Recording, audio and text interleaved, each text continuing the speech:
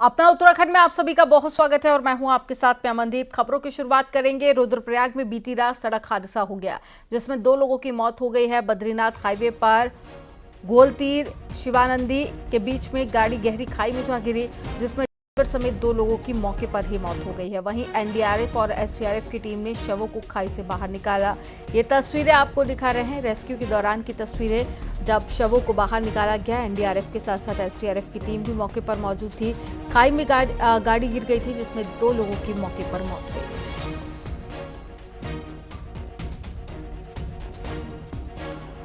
तो Badrinath national highway का ये पूरा मामला, जहां पर रात का वक्त था और ऐसे में एक गाड़ी खाई में जा गिरती है जिसमें सवार 2 लोगों की मौके पर ही मौत हो जाती है, जिसके बाद में जानकारी पुलिस को दी गई। एनडीआरएफ एसडीआरएफ की टीम मौके पर पहुंची और शवों को बाहर निकाला गया।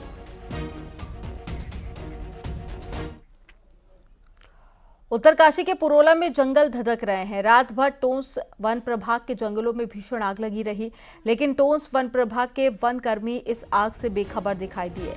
जिले में पारा बढ़ने के साथ ही जंगलों में आग लगने का जो सिलसिला है जारी है, जिससे लगातार वन संपदा को नुकसान पहुंच रहा है। टोंस प्रभाग के जंगल में पिछले 15 घंटों से आग लगी हुई है, जिससे लगातार वनों को नुकसान पहुंच रहा है। ये 2 तस्वीरें आपको दिखा रहे हैं उत्तरकाशी की। दोनों तस्वीरें, टेम्परेचर लगातार बढ़ रहा है और ऐसे में जंगल में आग लगने की घटनाएं भी बढ़ती जा रही हैं। हालांकि कई जगह पर फायर ब्रिगेड की टीम ने कंट्रोल किया, लेकिन उसके बावजूद भी लाखों की वन संपदा जलकर राख हो गई है।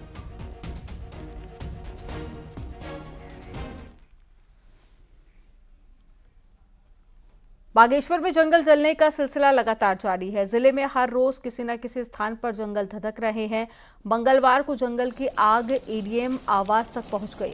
आवास के पास के जंगल में लगी आग ने अचानक से विकराल रूप ले लिया और आग एडीएम आवास के पिछले हिस्से तक पहुंच गई। आनंद फानन में फायर ब्रिगेड को जानकारी दी गई। मौके पर पहुंची टीम ने आग पर कंट्रोल किया।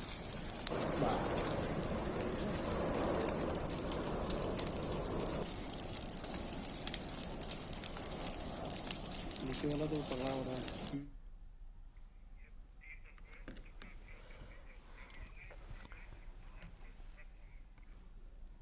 उत्तरकाशी और बागेश्वर की तस्वीरें हम आपको दिखा रहे हैं, जहां पर लगातार जंगलों में जो फैली आग है वो बढ़ती जा रही है और ऐसे में लाखों का नुकसान भी हो गया है।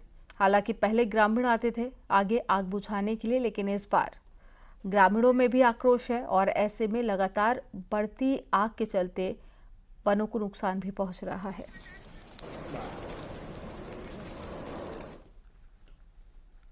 उत्तराखंड में 4 धाम यात्रा की तैयारी प्रशासन ने तेज कर दी है और वहीं केदारनाथ में भी अभी भी कई फीट तक बर्फ जमी हुई है। प्रशासन की टीम लिंचोली से केदारनाथ धाम तक बर्फ साफ करने में लगी हुई है और इसमें भारी मशक्कत का सामना भी करना पड़ रहा है। केदारपुरी में 4 से 5 फीट तक बर्फ जमी है। ऐसे में अभी बर्फ को पूरी तरह से साफ करने का समय लगेगा।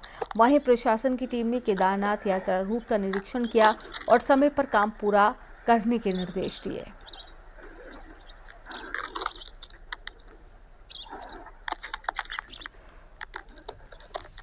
तो 4 धाम यात्रा की जो डेट है वो अनाउंस कर दी गई है। ऐसे में जो सड़कें हैं, रास्ता है वहां पर पहुंचने का, वहां पर बर्फ जमी हुई है और ये बर्फ 4 से 5 फीट तक जमी हुई है। हालांकि टीमें लगी हुई हैं, बर्फ को हटाया जा रहा है ताकि जब यात्रा शुरू हो तो लोग आसानी से दर्शन करने जा सकें।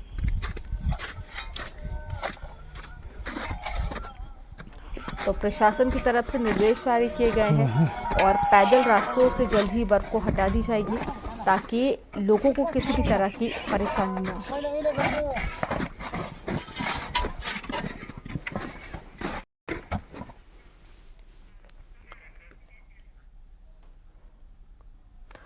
लोकसभा चुनाव के लिए उम्मीदवारों के नामांकन की प्रक्रिया आज से शुरू होने जा रही है। वहीं बीजेपी के कैंडिडेट के 22 मार्च से नॉमिनेशन होंगे। सबसे पहले अल्मोड़ा लोकसभा सीट से उम्मीदवार अजय टम्टा नामांकन करेंगे। उसके बाद में 22 मार्च को हरिद्वार सीट से बीजेपी उम्मीदवार त्रिवेंद्र सिंह रावत अपना नॉमिनेशन करेंगे।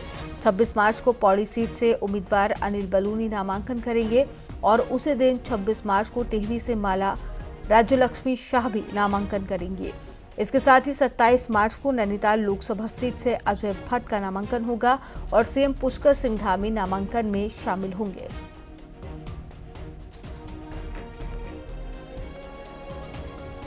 ये तस्वीरें हम आपको दिखा रहे हैं और ये ग्राफिक्स के जरिए आप वो भी देखिए कि कहां कहां पर कौन से उम्मीदवार को बीजेपी ने उतारा है। हालांकि कांग्रेस पार्टी की तरफ से अभी सिर्फ 3 उम्मीदवार उतारे गए हैं, जैसे जहां पर अभी कैंडिडेट अनाउंस नहीं किए गए। आज बैठक होगी जिसमें साफ हो जाएगा कि कांग्रेस पार्टी की तरफ से वो कौन से चेहरे होंगे जो कि नैनीताल और हरिद्वार सीट पर चुनाव लड़ेंगे। और बीजेपी ने अपनी 5 सीटों पर उम्मीदवारों को उतार दिया है और ऐसे में अभी फिलहाल 5 सीटें बीजेपी के पास में है, लेकिन कांग्रेस का इस बार दावा है कि इन सीटों पर कांग्रेस जीत हासिल करेगी। और साथ ही आप वो डेट भी देखिए जब उम्मीदवार अपना नामांकन दाखिल करने के लिए पहुंचेंगे। साथ ही उत्तराखंड के मुख्यमंत्री पुष्कर सिंह धामी भी उनके साथ में मौजूद रहेंगे।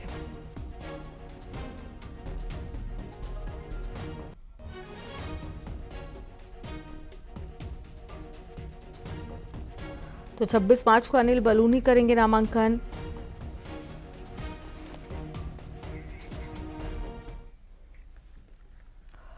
दिल्ली में उत्तराखंड के लिए आज कांग्रेस सीसी की बैठक होगी। पहले ये बैठक कल यानी कि मंगलवार को होनी थी, लेकिन नहीं हो पाई। बैठक में हरिद्वार और नैनीताल सीट का फैसला होना है।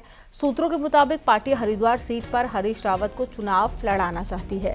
हरीश रावत के बेटे वीरेंद्र रावत पर पार्टी की एक राय नहीं बन पाई है और हरक सिंह की भी नजर अब हरिद्वार सीट पर टिकी हुई है। इसके अलावा दूसरी सीटों पर भी सीनियर नेताओं के नामों पर विचार हो रहा है। आज कांग्रेस की तरफ से बड़े फैसले हो सकते हैं। अभी तक अल्मोड़ा, टिहरी और पौड़ी गढ़वाल सीट पर कांग्रेस ने प्रत्याशियों का ऐलान कर दिया है।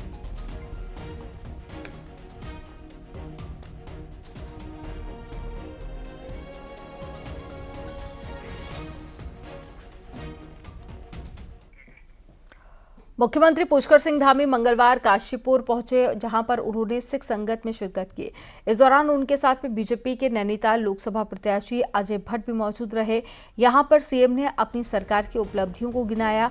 उन्होंने यूसीसी लागू किए जाने के साथ ही बनभूलपुरा में दंगाइयों के साथ में हुई सख्ती को बताते हुए कहा कि प्रदेश में कानून हाथ में लेने वालों को बख्शा नहीं जाएगा। उन्होंने सरकार ने जो कदम उठाए हैं, कठोर नकल कानून को लेकर भी उसका भी जिक्र किया।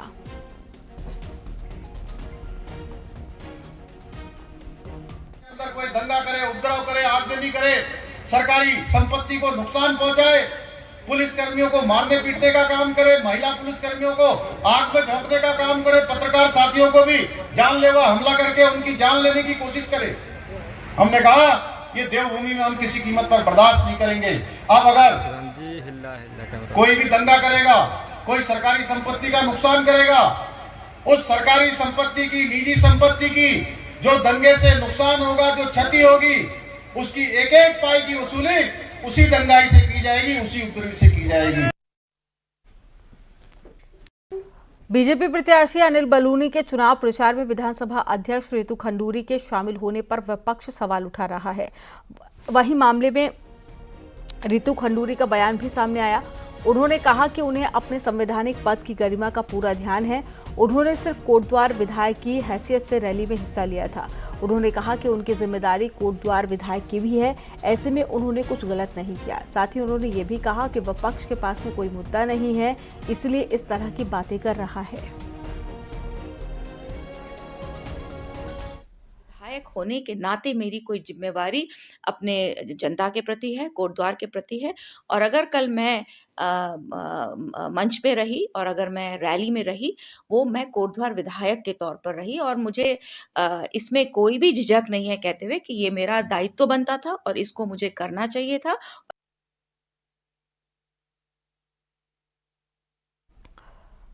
टिहरी लोक सीट से बीजेपी प्रत्याशी माला राज्यलक्ष्मी शाह ने कई जगहों पर जनसंपर्क किया और अपनी जीत का दावा किया।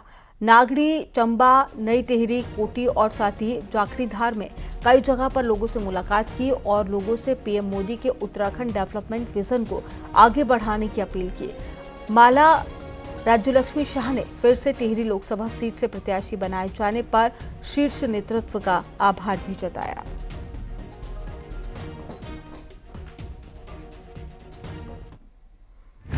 देखिए, अगर ऐसा होता तो मुझे टिकट क्यों मिलता? कुछ हुआ होगा इसीलिए तो टिकट मिला है। ऐसे सबको तो चाहते तो सब है, मिलता तो सबको नहीं है। धन्यवाद। लोकसभा चुनाव में वोट प्रतिशत बढ़ाने के लिए भारत निर्वाचन आयोग की पहल पर 85% से अधिक उम्र के और दिव्यांग वोटर और साथ ही घर पर ही वोट डाल सकेंगे। ये जानकारी इससे पहले चुनाव आयोग की तरफ से भी दी गई थी, जिसके लिए बीएलओ घर घर जाकर ऐसे वोटर्स को 12D फॉर्म भी देंगे, जिसके लिए कर्मचारी को ट्रेनिंग भी दी जा रही है, जिसके बाद में प्रशासन द्वारा ऐसे वोटर्स के लिए घर पर ही वोट डालने की व्यवस्था की गई है।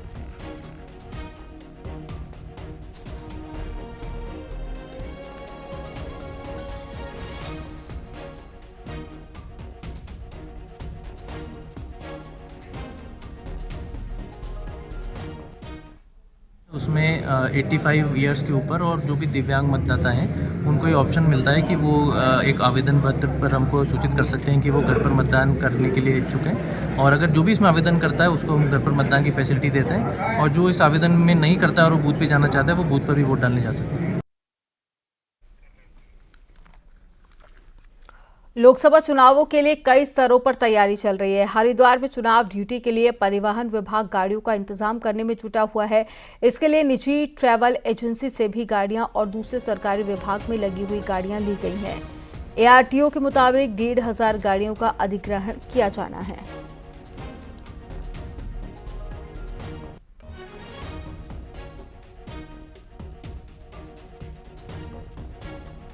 इस बार के लोकसभा चुनाव के लिए हमसे कुल लगभग 1200 से 1500 के आसपास गाड़ियां मांगी गई हैं। तो अभी तक हमने 1100 गाड़ियां अधिग्रहण कर ली हैं और 300 से ज़्यादा गाड़ियां डिस्ट्रीब्यूट कर दी हैं, और ये रूटीन प्रोसेस है, अभी चलता रहेगा कुछ समय तक। प्रकार की गाड़ियां, टैक्सी, मैक्सी, बस, भार वाहन, सभी प्रकार की गाड़ियों का हम अधिग्रहण कर रहे हैं। आचार संहिता लागू होते ही जिले में लाइसेंस धारकों के असले जमा कराने की प्रक्रिया भी शुरू हो गई है, लेकिन इस समय केवल उन्हीं लाइसेंस धारकों के असले जमा की जा रही हैं जिनके खिलाफ पूर्व में कोई मुकदमा दर्ज है। अन्य लोगों को हथियारों को जमा करने के लिए छूट दी गई है। दरअसल लोकसभा चुनाव के दौरान अपना शस्त्र नहीं जमा कराना चाहते हैं, उन्हें जिलाधिकारी से परमिशन लेनी होगी।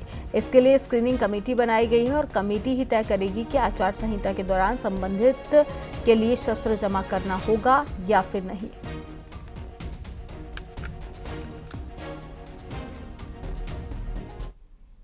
गई है कि किसी का क्रिमिनल बैकग्राउंड है या एंटीसीडेंट है तो उनके हमें असले जमा कराने हैं, लेकिन किसी और उसकी स्क्रीनिंग उनकी स्क्रीनिंग करते हुए उनको जमा कराना है। लेकिन जैसे हमारे सुरक्षा कर्मी हो गए या कोई और हो गया जिसका इस तरह का कोई बैकग्राउंड नहीं है, तो किसी को हमें फोर्सफुली असले जमा नहीं करवाने हैं।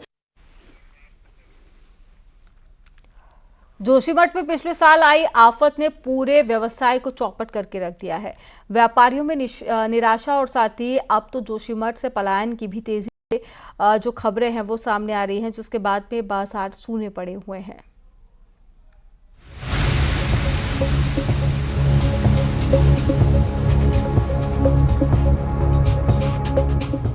जोशीमठ में पिछले साल आए भूतसाव के बाद घरों में दरारें पड़ने की घटना सामने आई है और एक के बाद एक 800 से अधिक घर प्रभावित हो गए हैं। मामले की गंभीरता को देखते हुए 8 वैज्ञानिक संस्थाएं जोशीमठ में सर्वे करने के लिए पहुंची और सर्वे के बाद वैज्ञानिक संस्थाओं ने जोशीमठ की भार क्षमता को कम करने की सलाह देते हुए 1200 से ज्यादा घरों को खाली कराने की सलाह दी। सलाह के बाद प्रशासन 1200 घरों को खाली करा रहा है, जिसका जोशीमठ के व्यापार पर साफ असर देखा जा रहा है। यहाँ पे तो हर प्रतिदिन यहाँ पे नुकसान ही होता जा रहा है। जब से 2023 से जो आपदा आई है तो बीच में थोड़ा थम सा गया, फिर अभी लोगों को ये हो गया कि शिफ्ट करना है, 1100 लोगों को शिफ्ट करना है, तो उसके बाद तो हर प्रतिदिन यहाँ पे ऐसे लोग जा रहे हैं। जोशीमठ से हर दिन लोग पलायन कर रहे हैं। किराएदार अपने अपने किराए के घरों को छोड़कर सुरक्षित जगहों पर जा रहे हैं और लोगों के पलायन के बाद बाजार की रौनक भी गायब हो गई है और बाजार में सन्नाटा देखा जा रहा है।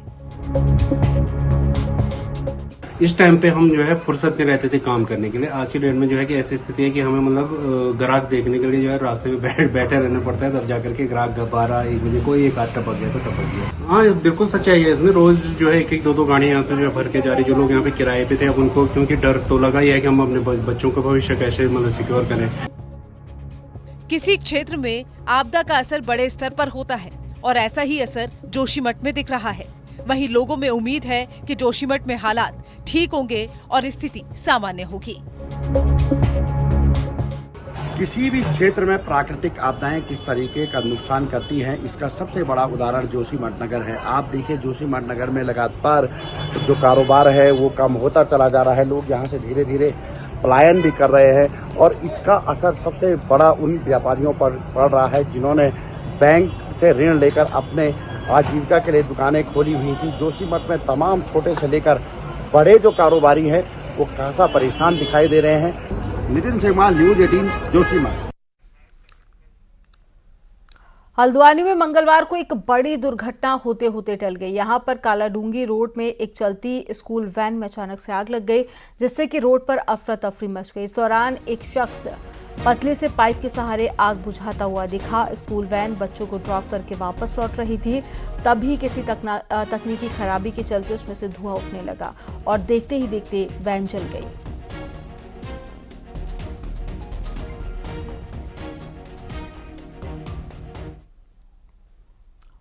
ऋषिकेश के लक्ष्मण झूला क्षेत्र में गंगा में नहाते हुए एक युवक डूब गया।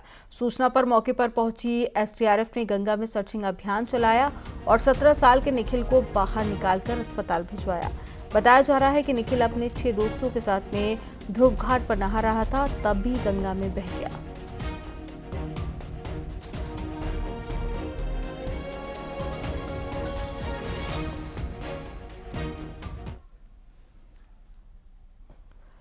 टिहरी के जंपा में ऑल वेदर प्रोजेक्ट के तहत में बनाई गई टनल से प्रभावित लोगों की अनदेखी के चलते प्रभावित लोग परेशान हैं और विभाग के चक्कर काटने को मजबूर हैं।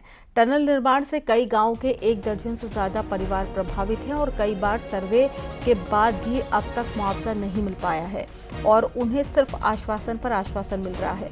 डीएम ने कहा है कि रिपोर्ट शासन को भेजी जा चुकी है और शासन स्तर पर इसमें कार्रवाई की जाए।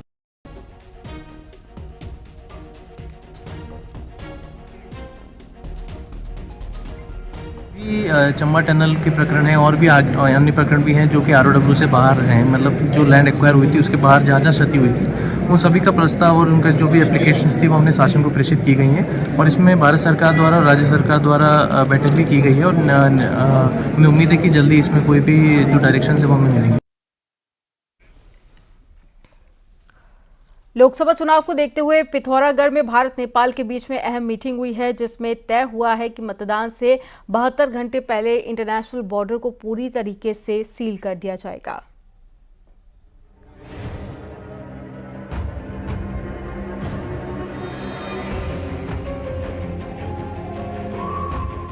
उत्तराखंड में नेपाल से 275 किलोमीटर का इंटरनेशनल बॉर्डर सटा है। कुमाऊं के 3 जिलों में भारत और नेपाल के बीच बहने वाली काली नदी इस को तय करती है। इस बॉर्डर पर सीतापुल से लेकर बनबसा तक दर्जन भर लीगल आवाजाही के रास्ते हैं।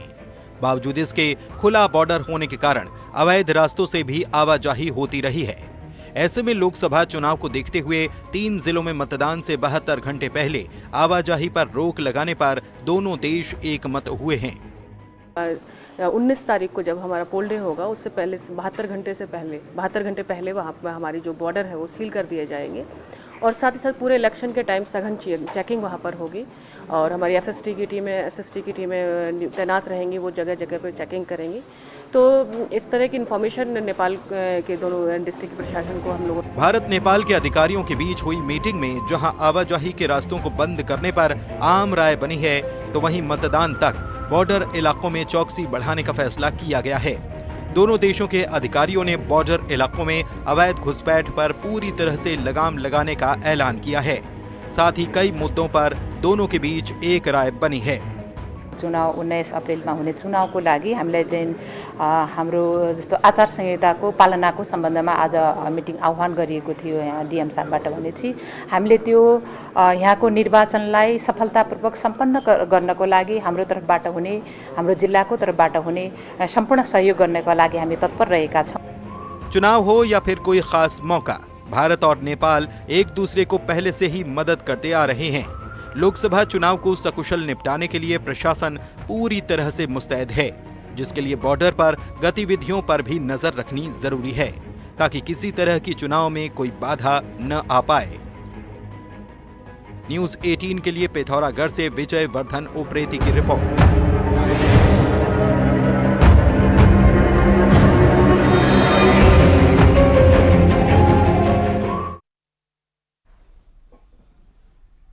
आपको दिखाते हैं पहाड़ टॉप 10। रामपुर तिराहा कांड में 2 दोषियों को उम्र कैद की सजा पर आंदोलनकारियों में खुशी है। हालांकि उन्होंने कहा है कि दोषियों को फांसी की सजा होनी चाहिए। चमोली के बिरही में आंधी तूफान से 3 पेड़ टूटकर सड़क पर गिर गए, जिसके बाद में जेसीबी से पेड़ को हटाकर रास्ता साफ कराया गया। रामनगर के टांडा में निर्माणाधीन मकान का गेट गिरने से एक शख्स की मौत हो गई। शख्स घर में लोहे का गेट लगा रहा था। नैनीताल के बलिया नाले के ट्रीटमेंट वाली याचिका को हाईकोर्ट ने खारिज कर दिया। हाईकोर्ट ने सरकार के जवाब के बाद में याचिका को बंद कर दिया। रामनगर के लखनपुर में एक तेज रफ्तार डंपर ने बाइक को टक्कर मार दी, जिसमें सवार एक महिला की मौत हो गई। हरिद्वार में स्वामी यति नरसिंहानंद ने एक और धर्म संसद का ऐलान किया। उन्होंने कहा कि दिसंबर में गाजियाबाद के दासना पर धर्म संसद आयोजित की जाएगी। उत्तराखंड विद्यालय शिक्षा परिषद एग्जाम के बाद में अब कॉपियों के मूल्यांकन की तैयारी में लगा हुआ है, जिसके लिए बोर्ड मुख्यालय में टीचर्स को ट्रेनिंग दी गई। पहाड़ में इस साल सर्दियों में बारिश कम होने का असर दिखने लगा है। बागेश्वर के कई इलाकों में अभी से पेयजल की किल्लत शुरू हो गई। चारधाम यात्रा को लेकर तैयारियां तेज कर दी गई हैं। रुद्रप्रयाग के डीएम ने सोनप्रयाग के बीच में कई स्थानों पर सड़क निर्माण के कार्यों का जायजा लिया। विश्व हिंदू परिषद के अंतर्राष्ट्रीय संगठन मंत्री मिलिंद परांडे ने पूरे देश में यूसीसी लागू करने की मांग की है।